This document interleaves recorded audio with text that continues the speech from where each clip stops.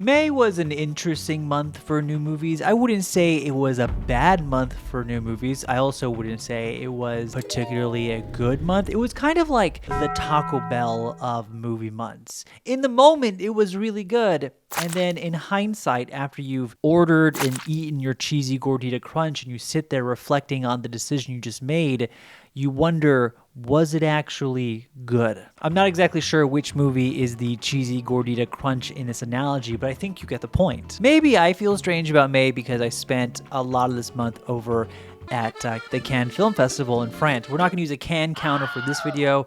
I don't anticipate to say the word Cannes that many times. Maybe we need a counter for every time I say May, because it feels like it's been a lot. But because I spent so much time abroad watching a bunch of movies, I kind of feel like I didn't watch a ton of new releases from the month of May. However, when I look back at my list, according to this, I saw 17 of the new releases from May. And when I look at this list, and we'll go over this in just a second, there are some movies that I think will go down as maybe personal favorites, movies that I truly loved, but a lot of them feel like they're going to be either A, forgotten in the next 24 hours, or B, movies that end up being wildly disappointed. Disappointing. So as usual with these videos, I'll go through my ranking of these movies from my least favorite to my most favorite, and doing my best to keep away from spoilers, more high-level conversation. But as usual, if I start to get into spoiler territory, I will sound the spoiler siren. Patent pending still. We need to work on that. And as usual, before we begin, I'd like to disclose which movies I missed in the month of May. That way, if they don't appear on the list, I don't get a bunch of comments saying, hey, Joe, where the hell is XYZ? But for the month of May, from the list I'm looking at, there's only one movie that had a bigger theatrical release that I missed, and it was the Trey Edward Schultz directed film Hurry Up Tomorrow, the one that stars The Weeknd and Jenna Ortega and Barry Keoghan. And to be honest, I made several serious attempts to go watch this movie, despite all of the rumblings on the internet that people were saying it's awful and terrible, a very underwhelming and embarrassing vanity project from The Weeknd. But I did see that clip that was trending of The Weeknd, like showing his phone to Jenna Ortega saying like, I've got calls to make. I'm on tour. Yeah, I'm not going to do the impression, but it was really bad. But weirdly, that clip had a reverse effect on me, and it made me want to watch it even more. So I will watch it soon. It'll probably be on VOD or streaming within the next 3 months. Keep an eye on Letterboxd. When I watch it, I'll be posting about it. But that's basically it. I missed a couple docs here and there. The Bono documentary that was on Apple TV, which, you know what, I intentionally did not watch because if you remember from my Cannes video, Bono is a reason that my movie started a half hour late at 1 a.m. So that was like a personal protest to not watch it. Sorry, Bono, but also not sorry, Bono. So without further ado, let's go ahead and rank the 17 movies I did see in the month of May, from least favorite to most favorite. And let's find out, was May truly the Taco Bell of the year? Fear Street Prom Queen. This is not my Fear Street. I am of the opinion that the first Fear Street trilogy that came out, like 3 years ago now, directed by Leigh Janiak, ranges from solid to excellent. All of them, though, regardless of quality, have a fierce and funny personality. They have some good kills, and overall, an interesting story. Fear Street Prom Queen, though, none of those qualities. In fact, it's actively drained out of all those aspects. But instead, we get a movie that's overflowing with lifeless performances, exhausting and basic slasher tropes, and a story that no one on camera or clearly behind the camera cares about. And all of that sometimes can be a little bit more acceptable if the kills themselves have a semblance of tension or excitement behind them. That also does not exist in this movie. Not exactly sure why Leigh Janiak is not directing this one when she directed the previous 3. But regardless, what I do know is that this movie was a complete misfire for a franchise that showed a lot of promise. I have very little to say about Shadow Force, not so much because it's egregiously bad, but mostly because it came out that first week of May and it's already exited my mind, which I suppose is an indicator to this movie's quality. But a movie like Shadow Force is the ultimate testament to, I think, Hollywood's complete misunderstanding of why some people love action movies. Hollywood seems to be under the impression that if you take two actors who happen to have great chemistry, which granted Omar Sy and Kerry Washington in this movie do have great chemistry, but there's this idea that if you take these actors and give them big old guns and then sloppily is sloppily a word? Haphazardly construct an action scene that you're going to sell millions of dollars of tickets. Look at The Fall Guy from last year. Hot actors, good chemistry. I think a movie that has some competent action sequences, and look what happened. Completely flopped at the box office. Maybe I'm going a little too hard on Shadow Force, which is mostly just a forgettable action film, but I kind of feel like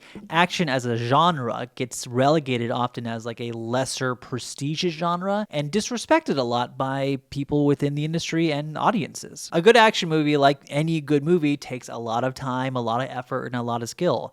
So when we get movies like Shadow Force or the forthcoming on this list, Fountain of Youth, it is frustrating to me because it's perpetuating this idea that action is somehow lesser than other genres. Anyways, I digress. Shadow Force is forgettable. 2 out of 5.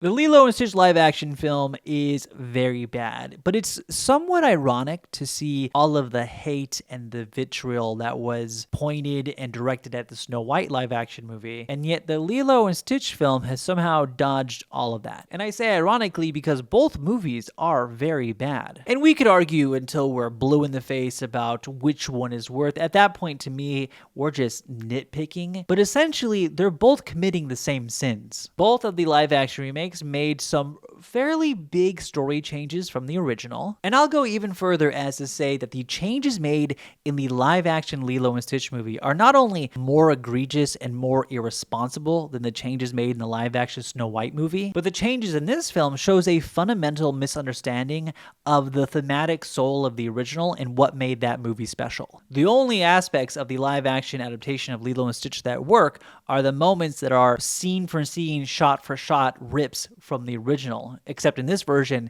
it looks 1,000 times worse. We've reached the point of no return with these live-action adaptations of beloved animated originals. I'll have a whole video on How to Train Your Dragon later next week before its release date, since by the time this publishes, I think I will have already seen it. But at this point, it's not getting any better. I don't know if there's even a remedy, and I don't know what the future holds anymore. Well, I do. It holds more really bad live-action remakes. Someone please cancel that Hercules movie. I don't care if Guy Ritchie's directing it. If the Russos are producing it, it's not going to work out. I'm sorry.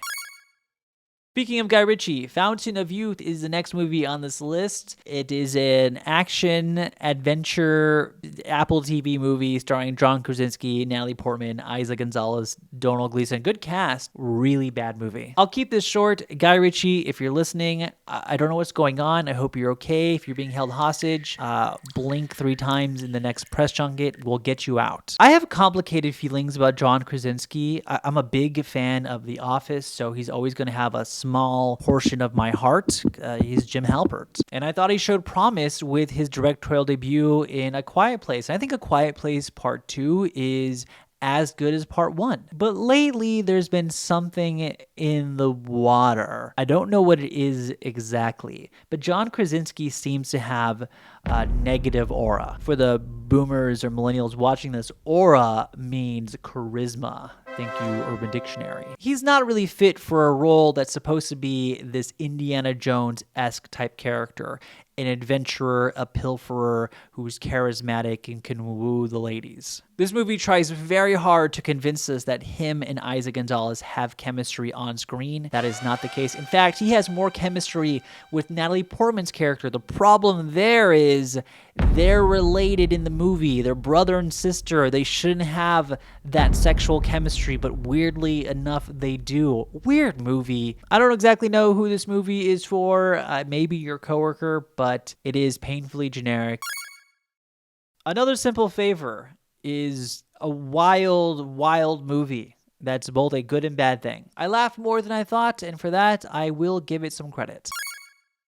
Karate Kid Legends is a classic example of a movie with an identity crisis. It's torn between 2 worlds. One world where it's rehashing the original, and another world where it's trying to forge its own path. It doesn't choose either world. In fact, the movie is almost bifurcated into 2 halves. One half where it's something completely different, and the second half is exactly what you think it is, a rehash of the original. There's a reality where if they would have focused on one of them, we have a serviceable film. Alas, that does not happen. The bright side, Ben Wong, who plays the titular Karate Karate Kid. Excellent. A really fun new personality to hopefully lead this franchise. Also, there was one action sequence that showed, I thought, a lot of promise, where it was clearly inspired by classic Jackie Chan choreography. Ben Wong is kind of stumbling all over the place, falling down, but still finding a way to beat people up. Turns out that's the only time they did that type of choreography. After that, the editing in the action sequences become almost nauseating. And then the third act moves so quickly, there's no time for any suspense, which means we can't live in any exciting moments or moments of tension, and then the movie just ends. I didn't watch Cobra Kai. Maybe if you did, you'll get more out of the movie than I did, but overall, I found it to be very middling. Nonnas is a Netflix film that stars Vince Vaughn, and his character opens up this Italian restaurant, and he has all of his Nonnas come over to be the chefs. They cook for the restaurant. I'll keep this one very short and simple. Nonnas is a sweet movie. It has tons of heart, which feels rare for a Netflix movie. It has a great cast. Talia Shire and Lauren Bracco and Susan Sarandon play the titular Nonnas. Plus, it's a great food movie. It's like 100 minutes of Italian food. What's not to love about that? I usually don't love movies like this, but I did find myself a bit smitten with Nonnas.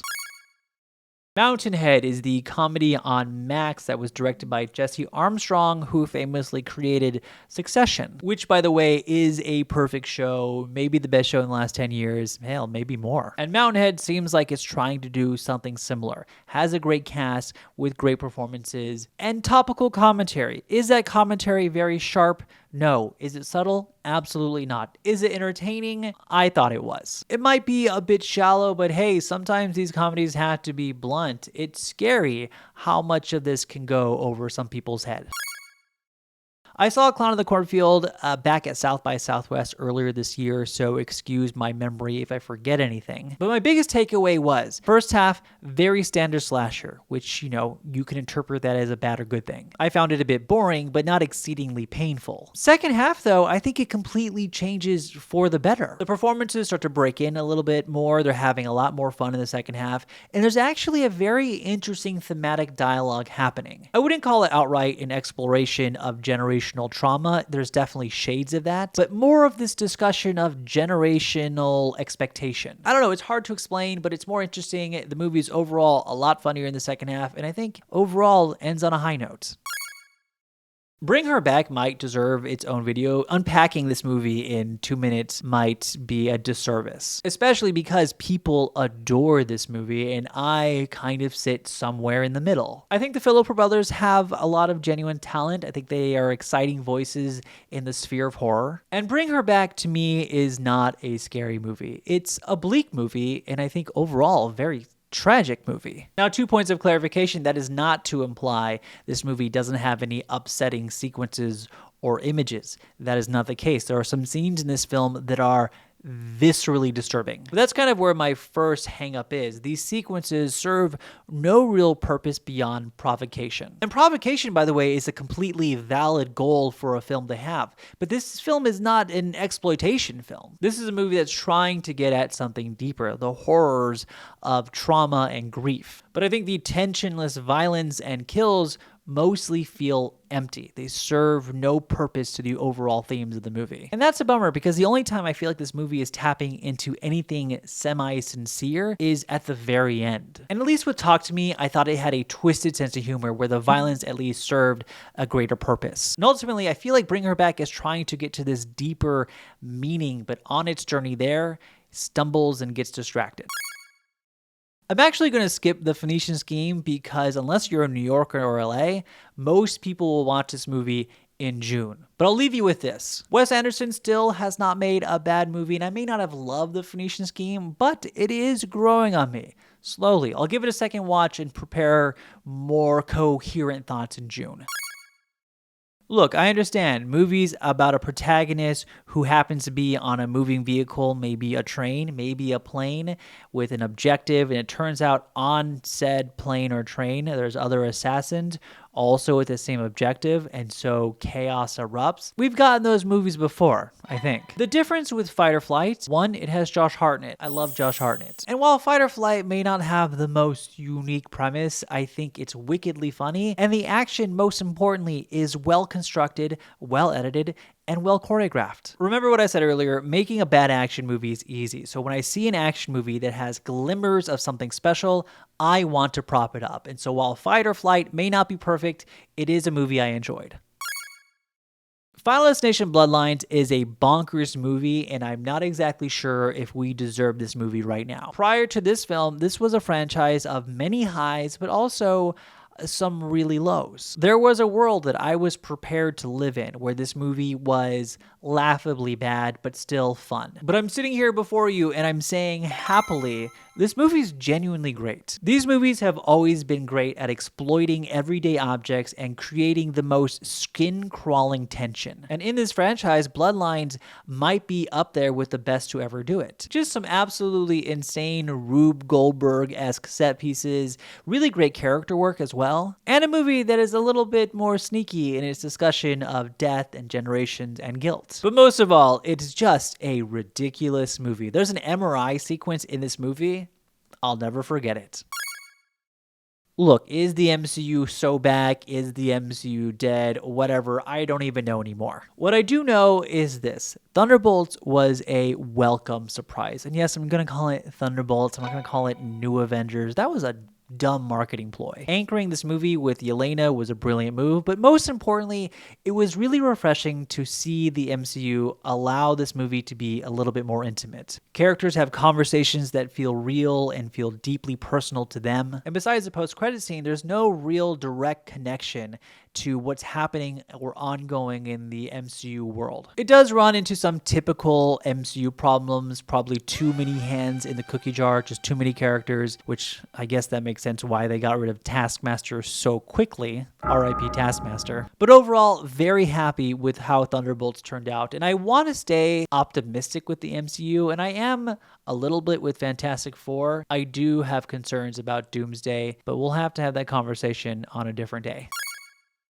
I've decided that Friendship is the funniest movie I've seen in like the last 3 years. Obviously, this brand of comedy is not going to work for everyone. If you're not into Tim Robinson's very confrontational and cringe sketch and prank work, you won't like the movie. 55 burgers, 55 fries, 55 tacos, 55 pies, 55 cokes, 100 tater tots, 100 pizzas, 100 tenders, 100 meatballs, 100 coffees, 55 wings, 55 shakes, 55 pancakes, 55 pasta, 55 peppers, and 155 taters.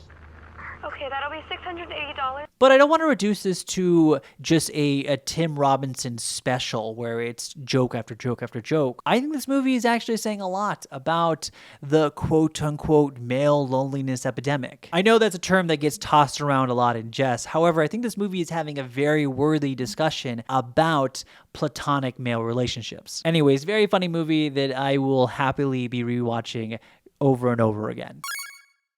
Over the weekend, Netflix held their To Doom event where they announced like 5 projects that we were already very aware were happening. And they rented out a big arena over in LA, had Lady Gaga come and perform like 2 songs, spent a shit ton of money to promote movies and shows that, let's be honest, might be mediocre. I guess there are potential exceptions. I have confidence in Guillermo del Toro's Frankenstein, a little wary though based on that trailer, and also confidence in Rian Johnson's Wake Up Dead Man. The others, I'm no confidence in. But the point I'm trying to make is that over the weekend when they spent all that money, they shadow dropped a movie called Lost in Starlight, which is excellent. Has anyone heard of it?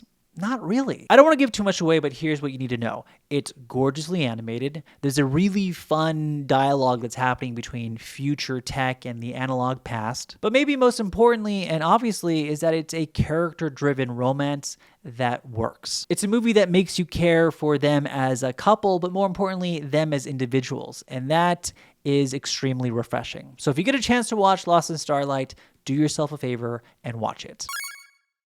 But my favorite movie of May is a movie I've talked about in my last YouTube video, in my Cannes recap, and it is Mission Impossible: The Final Reckoning. Is that first hour a kind of rough first hour? Are there a ton of flaws and a lot of questions? Absolutely. I'm not denying that. I acknowledge it. However, I still think that second half absolutely rips. It's everything you want out of a mission movie, and most importantly, extremely moving. I think it's a beautiful send-off for a beloved franchise. Again, I feel like I've been repeating myself over the last 2 weeks because I spent 2 hours breaking it down with my co-host, but it's one of those classic situations of maybe I am a little too close to the Mission Impossible franchise where I'm blinded by it and I'm biased and I love it because of that. That's a possibility, but that happens with some movies, and I choose to embrace the movie rather than reject it. But that wraps up all the movies I watched in May. Now we can decide as a group, was this actually the Taco Bell of the year? Or at least now you can see where I was going with that analogy. Some really good movies, but in hindsight, was it all really good? The next video scheduled for this channel is a review on How to Train Your Dragon, the live action one. I alluded to it earlier, but by the time this publishes, I think I've already seen it, so look out for that video sometime around the release date, hopefully a day before. I want to thank everybody for watching and engaging with the last video. I'm really enjoying YouTube. Hope to continue with this more structured schedule. But for now, leave a like and a comment, and have a wonderful day, night, weekend. I'll see you guys next time.